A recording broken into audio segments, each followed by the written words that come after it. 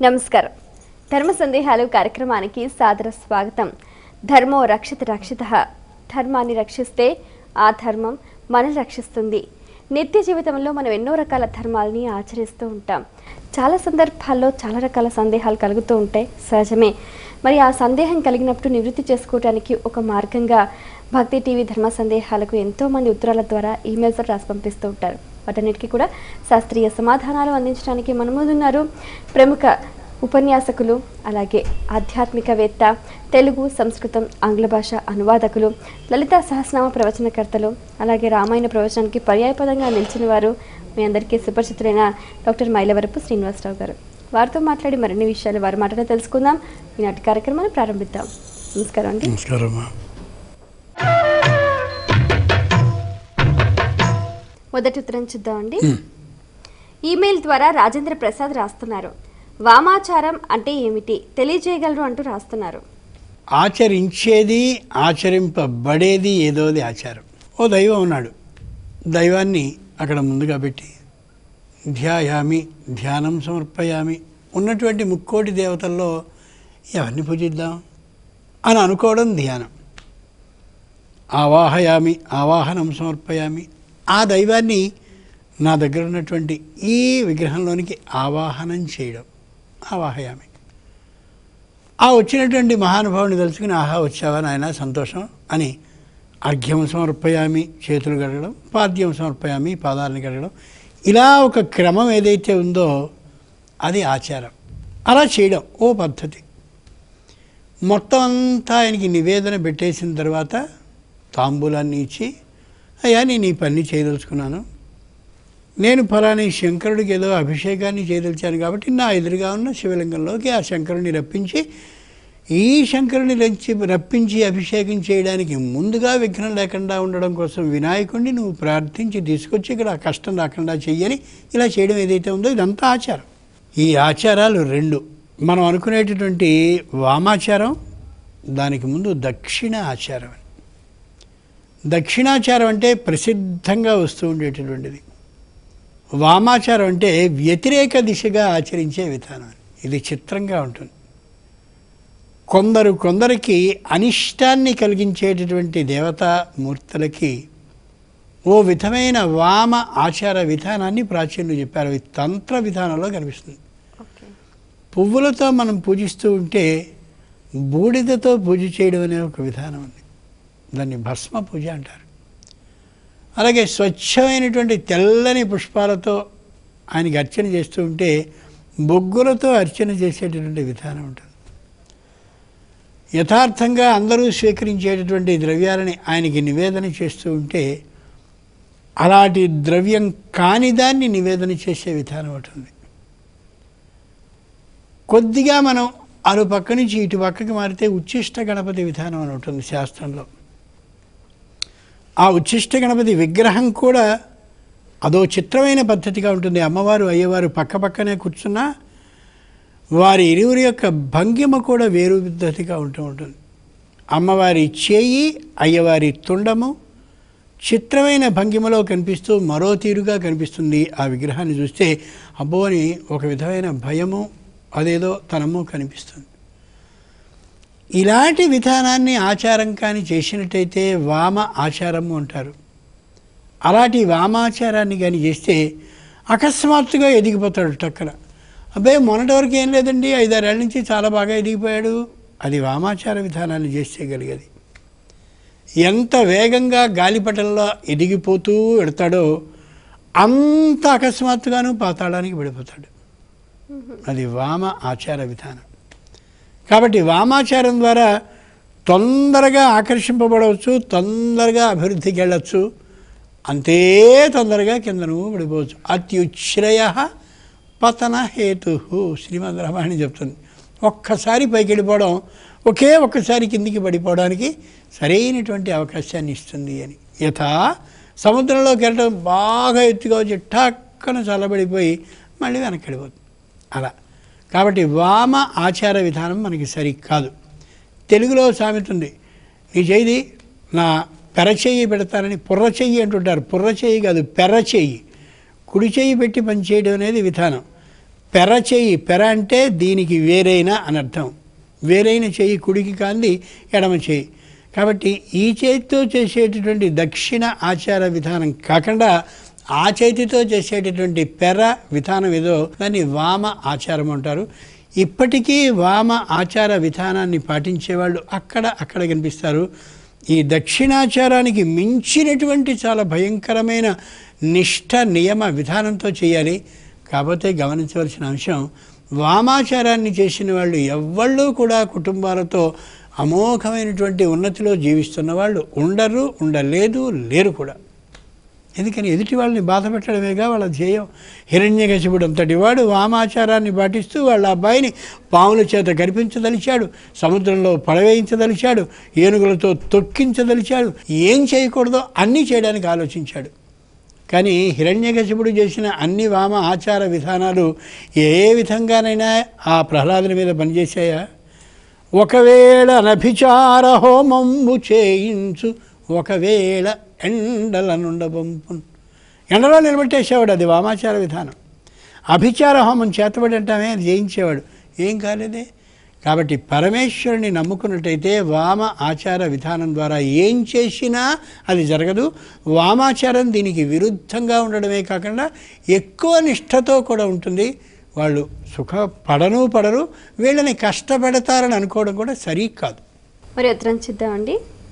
Email ద్వారా మాధవ్ రాస్తున్నారు, పుణ్య దంపతులు అంటూ ఉంటారు, అంటే అర్థం ఏమిటి తెలియజేయగలరు అంటూ రాస్తున్నారు. పుణ్యేరి యశో లభ్యతే.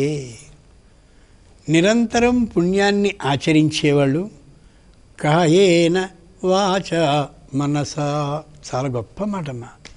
శరీరంతో పుణ్యం చేయడం అంటే తీర్థయాత్రలకు వెళ్ళడం, దేవాలయానికి ప్రదక్షిణ చేయడం, ఈ శరీరంతో తనకున్నటువంటి దాంట్లో యథాశక్తి దానాన్ని చెయ్యగలగడం, ఈ పాదాలతో పుణ్యప్రదమైనటువంటి ప్రదేశాలు ఏ క్షేత్రాలు ఉంటాయో ఆ క్షేత్రాలకు వెళ్ళడం, అదంతా పుణ్యం.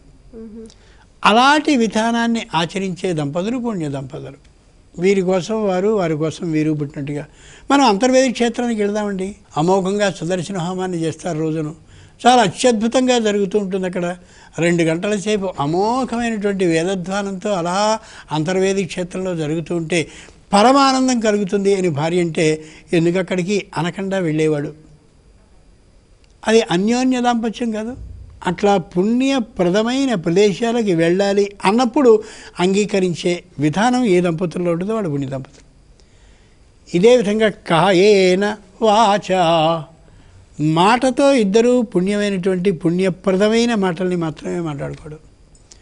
ఏదో భారతంలో భీష్మ పర్వాన్ని చదువుతుంటే ఈ దానం వల్ల ఈ ఫలితం, ఆ దానం వల్ల ఆ ఫలితం, ఆ దానం వల్ల ఈ ఫలితం, ఇది పోయినందువల్ల ఇంతటి అనిష్టం, ఇంతటి అశుభం కలుగుతుందంటే నిజమే. అది చిన్నప్పుడు మా నాన్న కూడా చెప్పేవాడు అని ఆవిడ ఉందనుకోండి.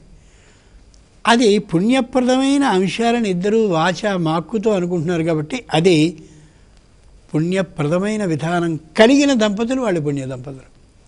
మేము చదువుకునే రోజుల్లో కొవ్వూరు ఆంధ్రగీరవాణి విద్యాపీఠంలో ఆ రోజుల్లో వారాలు చదువుకుంటూ ఉండేవారు కొంతమంది. ఈవేళ చాలా పెద్ద ఉద్యోగాల్లో వాళ్ళు ఉన్నారు, అనేకమైన గ్రంథాలను రాశారు. మధుకరాన్ని కూడా అంటే భిక్షాన్ని తీసుకుని చదువుతూ ఉండేవారు. వాళ్ళందరూ చాలా పెద్ద ఉద్యోగాల్లో ప్రొఫెసర్స్, ఆ స్థాయిలో ఉండి రిటైర్ అయినటువంటి వాళ్ళు కనిపిస్తూ ఉంటారు. అప్పుడు భార్య అనేది చక్కగా చదువుకునే విద్యార్థికి భోజనం పెడతామండి నీ వాక్కుతో అనగానే భర్త అంగీకరించాడు. వాళ్ళు పుణ్య దంపతులు. కాయేన వాచ మనసా, మనస్సుతో ఒక పుణ్యప్రదమైన విషయాన్ని ఎవరికి వారు ఆలోచించడం. ఆనుకూల్యస్య సంకల్ప, అనుకూలమైన మాటలు మాట్లాడడం. అదే వీళ్ళు ఇంగ్లీష్లో అంటుంటారు కదా పాజిటివ్ థింకింగ్ అని. వ్యతిరేకమైనటువంటి దిశగా ఆలోచిస్తూ ఉంటే పని కాదు. ఇంట్లో ఉన్నటువంటి నలుగురు కలిసి ఈ పని అయితే బాగుండు, మా నాన్న పెడుతున్నాడు అనుకుంటే ఖచ్చితంగా పని అవుతుంది.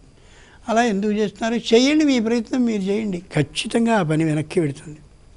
అంచేత పుణ్య దంపతులు అంటే పుణ్యప్రదమైనటువంటి విధానాన్ని శరీరంతో ఆచరించేవాళ్ళు, పుణ్యప్రదమైనటువంటి మాటల్ని ఇద్దరూ కలిసి ఒకళ్ళొకళ్ళు అవును అవును అని అనుకుంటూ ఉండేవాళ్ళు, అలాగే పుణ్యప్రదమైన విధానంగానే మానసికమైనటువంటి దృష్టితో ఆలోచించేవాళ్ళు ఎవరైతే ఉంటారో వాళ్ళు పుణ్య దంపతులు.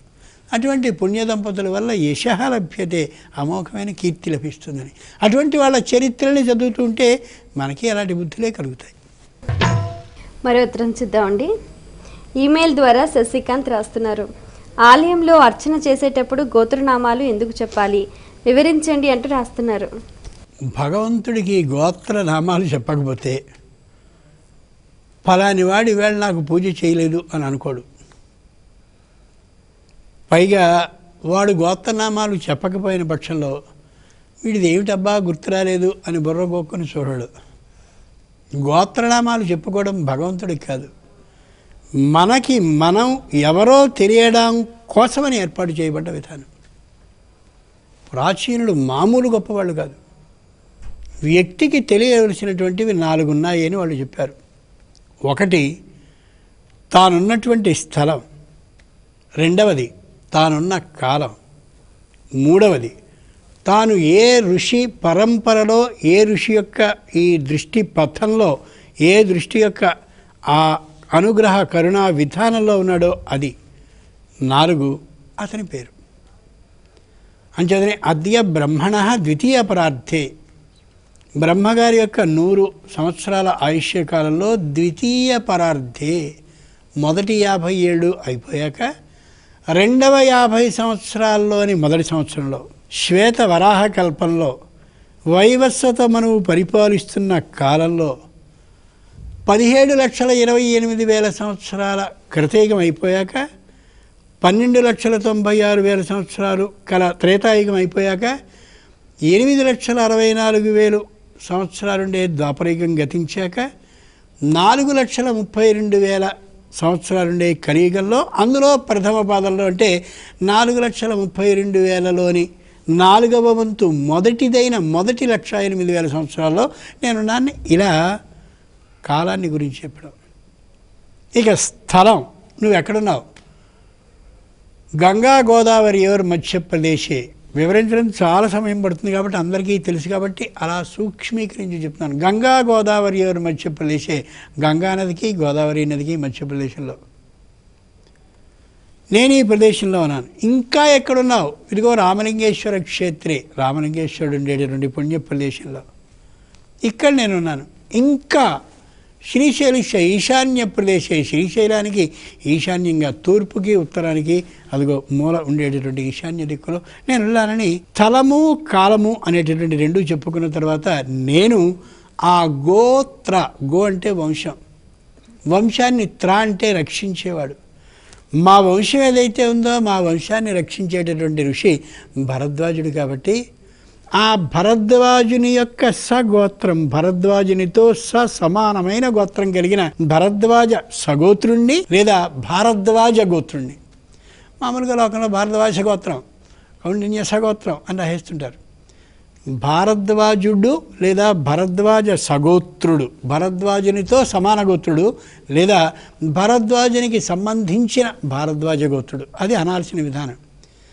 ఆ ఋషి నన్ను ఎప్పుడూ రక్షిస్తూ ఉంటాడు. ఆయన కళ్ళ ముందు మేము పుట్టిన వాళ్ళం, మమ్మల్ని రక్షించే ఋషి ఆయన. అంచేత ఏ శుభకార్యం జరిగినా, ఏ అశుభకార్యం జరిగినా, ఏం జరిగినా ఆ ఋషికి నివేదించి మనం ఈ పని చేస్తూ ఉంటాం. అది గోత్రం. నామం మన పేరు. మన పేరు చెప్పుకునేటప్పుడు ఏం చెప్తాం? ఏ మహానుభావుడైనటువంటి ముత్తాత ఉన్నాడో, ఆ తరువాత తాత ఉన్నాడో, ఆ తాతగారి తండ్రి ఉన్నాడో, అంటే కొడుకు, ఆ తాతగారి కొడుకు అయిన తండ్రి ఉన్నాడో, మనని కన్నటువంటి ఏ తండ్రి ఈయన అవుతున్నాడో అదిగో చెప్పుకొని నమస్కరించుకుంటూ ఈ విధమైనటువంటి వేదానికి చెందినవాడిని, ఆ వేదంలో ఈ శాఖకి చెందినవాడిని అని మామూలుగా తెలియజేసుకుంటాం. కాబట్టి గోత్రనామాలని మన చిరునామాని మనం గుర్తుంచుకునేందుకు పరమేశ్వరుడికి చెప్పుకునేదే తప్ప పరమేశ్వరుడిది చెప్పలేదు కాబట్టి మనం పూజ చేసినట్టుగా నమోదు చేసుకోడు అనడం సరికాదు. ప్రతి వ్యక్తికి అది తెలియాలి. నేను ఇక్కడున్నాను, ఈ స్థలంలో ఉన్నాను, నా పేరు ఇది, నన్ను రక్షించే ఋషి ఫలానివాడు అని తెలియాలి. అది ఒక విధమైనటువంటి దరఖాస్తుని పూర్తి చేయడం లాంటిది. ఈవేళ మనందరికీ ఆధార్ కార్డులు, ప్రత్యేకమైనటువంటి ఐడి కార్డులు ఇస్తున్నారే, ఈ విధానం అంతటికీ కూడా నిజమైనటువంటి మూలమైన విధానం అది. మరి ఉత్తరం చూద్దామండి. ఈమెయిల్ ద్వారా అరవింద్ రాస్తున్నారు, సుబ్రహ్మణ్య స్వామిని నాగదేవత స్వరూపంగా ఎందుకు పూజిస్తారు, తెలియజేయగలరు అంటూ రాస్తున్నారు. మన సంప్రదాయంలో చిత్రమైన విధానం ఉంది. సుబ్రహ్మణ్యేశ్వరుడు అనగానే ఆయన ఒక దైవం అని మామూలుగా అనేసేసుకుని శంకరునికి సంబంధించిన పుత్రుడిగా ఊహించుకుని అటు వినాయకుడు ఇటు సుబ్రహ్మణ్యేశ్వరుడు కూర్చుంటే మధ్యలో పార్వతీ పరమేశ్వరుడు ఉంటారని ఈయన మనిషిగా ఊహించుకుంటాం. సుబ్రహ్మణ్యేశ్వరుడు అనేటటువంటి ఆయన మన శరీరంలో ఉండేటటువంటి కుండలిని శక్తికి సంపూర్ణమైనటువంటి సంకేతం. సుబ్రహ్మణ్య ఈశ్వరుడు ఆయన పేరు.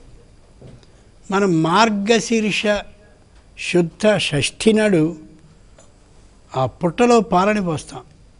పుట్ట ఎవరో కాదు, మనమే. ఇలా బాసింపెట్టు వేసుకుని కానీ కూర్చున్నప్పుడు వెనుక నుండి మనం చూస్తే విశాలమైనటువంటి పిరుదు భాగం పుట్ట అడుగు భాగం. పోను పోను ఇలా తల దగ్గరికి వెళ్ళేసరికి సన్నగా ఉండే విధానం పుట్ట ఉండేటటువంటి విధానం.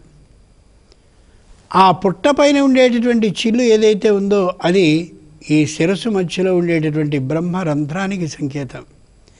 ఇక్కడ పాలని పోయడము అంటే పాలు జ్ఞానానికి సంకేతం కాబట్టి తెల్లగా ఉంటాయి. కాబట్టి ఈ శరీరం నిండుగా జ్ఞానాన్ని నింపడం, ఏది చేయకూడదో ఏది చేయవచ్చునో దాన్ని నింపడం. అంచేత సుబ్రహ్మణ్యేశ్వర స్వామి ఎవరైతే ఉన్నారో ఆయన శరీరంలో ఉండే కుండలిని శక్తికి సంకేతం. కుండలము అంటే పాము చుట్ట అని అర్థం. పాము ఇలా ఉన్నప్పుడు కింద చుట్టు వేసి కూర్చుంటుంది, చుట్టలు వేసి కూర్చుంటుంది. ఆ మూల ఆధార చక్రంలో 3 చుట్టలు చుట్టుకొని పాము ఆ రెండవ చుట్టని కొద్దిగా అలా పైకి లేపి తన తలని రెండవ చుట్ట కింద అలా పెట్టుకుని ఇలా నిద్రిస్తూ ఉంటుంది. అది పాము పడుకునే తీరది. ఎప్పుడైతే దాని తోకనో దాని శరీరాన్నో ఇలా చిన్నగా అంటామో అప్పుడు టక్కని మెల్లగా తలని తన చుట్ట మధ్యలోంచి తీసి ఇలా మెల్లిగా కదలిక వచ్చి మెల్లిగా ఇలా పైకి లేస్తూ ఆ పై దాకా వచ్చి ఇక్కడికి వస్తుంది. సాగదీసిన వెన్నెముక ఏదైతే ఉందో అది నిలబడ్డ పాము యొక్క శరీరం. ఇలా పడగ విప్పి నిలిచిన విధానం ఈ తల వెనుక నుంచి ఇలా ఉండి ఈ తల వరకు వ్యాపించే విధానం. ఈ చుట్టలు చుట్టుకున్నటువంటిది మూల ఆధార చక్రానికి సంకేతం. అంచేత ఏ సుబ్రహ్మణ్య ఈశ్వర స్వామి ఉన్నాడో ఆయన శరీరంలో కుండలిని శక్తిని మెల్లిగా అలా పెంచి పైపైకి తీసుకొచ్చి అమోఘమైనటువంటి అమృత బిందువుల్ని ధారాప్రవాహ రూపంగా శరీరం నిండుగా నిండింప చెయ్యాలి అని చెప్పడానికి సంకేతం. ఈ రోజుల్లో కుండలిని శక్తిని జాగృతం చేసి ఇక్కడ అమృత బిందువులని చిలికింపజేసుకుని ధారాప్రవాహంగా శరీరం నిండుగా కుండలిని ప్రవహింపచేసుకోవడం అనేది ఈ కాలంలో ఈ రణగుణధ్వనుల్లో ఇన్ని ఆలోచనల్లో ఈ విధానంలో అసాధ్యమనేటటువంటి విషయం. యథార్థాన్ని ఒప్పుకుంటే యథార్థానికి యథార్థం చాలా కష్టం. ఏ మహానుభావులైనటువంటి వాళ్ళు కేవలం ప్రపంచానికి దూరంగా జీవించేటటువంటి వాళ్ళు ఎక్కడో అరణ్య ప్రాంతంలో, రణానాం భావ అరణ్యం, ప్రతి ఆలోచనలు ఏవైతే ఉన్నాయో అన్ని ఆలోచనల సమూహంతో నిండిన ఈ శరీరం అంతా అరణ్యం. ఈ రణ్యం కాని ప్రదేశం ఏదో అది అరణ్యం. అక్కడికి వెళ్ళి దాని గురించి ఆలోచిస్తే అది వస్తుంది తప్ప మిగిలిన వాళ్ళు కుండలిని ఎంత గురించి చెప్పినప్పటికీ అది ఉపన్యాసం మాత్రమే తప్ప ఆచరణలో ఉండేది కాదు. ఎంత స్పష్టంగానో ప్రాచీనులు చెప్పారు. కాబట్టి సుబ్రహ్మణ్యుడు కావాలంటే, నిజమైనటువంటి అతి పవిత్రమైన శరీరం కలిగిన వాడు కావాలి అంటే కుండలిని శక్తిని అలా జాగృతం చేసుకుని అక్కడి నుంచి అమృత బిందువుల్ని చిలికింపజేసుకున్న సందర్భంలో మాత్రమే అతడు సుబ్రహ్మణ్యుడు కాగలడు అనేది దాని అంతరార్థం. అయితే సుబ్రహ్మణ్యేశ్వర స్వామి దేవసేనాధిపతిగా కూడా కొలుస్తూ ఉంటారు కదండి. ఆయన దేవ సేనాపతి, దేవతల వైపున సైన్య ఆధిపత్యాన్ని స్వీకరించి దేవతల వైపున సేనాపతిగా ఉన్నాడు తప్ప దేవసేనాపతి, దేవసేనకి భర్త అనే అర్థం కాదు. నిజానికి పూర్వులు ఏది చెప్పినా సంకేత రూపంగా చెప్పేవారు. అలాగే వల్లి ఒక ఆవిడ భార్య. ఈయనకి ఏం చెప్తారు? వల్లి అంటే చుట్టలు కలిగినది అని అర్థం. చుట్టలు కలిగి ఉండడం, దేవతల వైపు సేనాపతిత్వాన్ని చేయడం అనే ఈ 2 విధానాలని బట్టి దేవతలకి సేనాపతి, చుట్టలుగా కలిగి ఉండడం ఏదుందో అది సుబ్రహ్మణ్య విధానానికి ఇదనమాట. శరీరంలో అసుర సంపద లేకుండా దేవతల వైపు సేనాపతిగా ఉండి అన్ని దైవ లక్షణాలే కలిగి ఉండి దైవ ఆలోచనలు కలిగడం ఏదైతే ఉందో అది సుబ్రహ్మణ్య విధానానికి అనుకో. అందుకనే దైవాసుర సంపద విభాగ యోగం అని మనకి భగవద్గీతలో ఒకటి కనిపిస్తుంది. ఇదంతా యోగానికి సంబంధించిన విషయం. అది అంచేత సంపూర్ణమైన దైవ భావనలు కలిగి ఉండడం సుబ్రహ్మణ్య విధానానికి వెళ్ళే మార్గ లక్షణం. మరి ఉత్తరచ్చిద్దామండి. ఈమెయిల్ ద్వారా గాయత్రి రాస్తున్నారు. మొక్కును మర్చిపోతే కలిగే దోషం ఏమిటి, పరిహారం ఏమిటి తెలియజేయగలను అంటూ రాస్తున్నారు. అసలు మరిచిపోయే మొక్కును మొక్కుకోవడం ఏంటి? నీ మీదే నీకు అంత నమ్మకం లేకపోతే అసలు మొక్కుకోవాల్సిన అవసరం ఏంటి? ఎప్పుడైతే మనం మొక్కును మొక్కుకుంటున్నామో అదొక ప్రతిజ్ఞతో సమానంగా భావించి నిశ్చయంగా తీర్చగలగాలి తప్ప మొక్కుకోవడం మర్చిపోవడం అంటే కృతజ్ఞత లేకపోవడం అని అర్థం. కృత చేయబడ్డదానికి గుర్తుంచుకునే తనం లేకపోవడం. కాబట్టి ఏమండి వాడు నాకు సాయం చేశాడు, నేను వాడికి సాయం చేయకుండా ఎగ్గొడితే ఏమైనా తప్ప అని అడిగితే ఎంత గొప్పో, అలాగే మొక్కుని తీర్చకపోతే మర్చిపోతే ఏమిటి అని అనేది కూడా అంతే తప్పు. కాబట్టి మొక్కుకోబోయే సందర్భంలోనే తీర్చగలిగినంత మొక్కుని మాత్రమే స్వయంగా మొక్కుకోవాలి. మొక్కుకున్న తర్వాత తీర్చి తీరాలి. ఇంకో మాట కూడా చెప్తే శాస్త్రం ఏం చెప్తుందంటే, నువ్వు మొక్కుకున్నావు కాబట్టి నువ్వు తీర్చుకో, ఆ కోరిక తీరినా తీరకున్నా చెయ్యి, భగవంతుడు బాకీ పడతాడు, నీ మొక్కు తీరేలా చేస్తాడు, సత్ఫలితాన్ని అనుగ్రహిస్తాడు అని. ఎంత గొప్ప మాట అది. చాలా సంతోషం అండి. మీ అమూల్యమైన సమయాన్ని కేటాయించి మా ప్రేక్షకుల ధర్మ సందేహాలకు శాస్త్రీయ సమాధానాలు అందించినందుకు ధన్యవాదాలు. చూశారు కదండి, ఇది ఇవాల్టి ధర్మ సందేహాలు కార్యక్రమం. మీకు కూడా ఏమైనా ఆధ్యాత్మిక ధర్మ సందేహాలు కలిగితే మా ఈ కార్యక్రమానికి మీ సందేహాలని క్లుప్తంగా సూటిగా స్పష్టంగా పోస్ట్ కార్డుపై లేదా ఈమెయిల్ ద్వారా రాసి పంపించండి. మా చిరునామా ధర్మ సందేహాలు, కేర్ ఆఫ్ భక్తి TV, road number 92, Jubilee hills, Hyderabad 5,96,000. మా ఈమెయిల్ ఐడి bhaktihyd@gmail.com. మరో కార్యక్రమంలో మీ సందేహాలు మా పండితుల సమాధానాలతో మళ్ళీ కలుసుకుందాం. అంతవరకు సెలవు. నమస్కారం.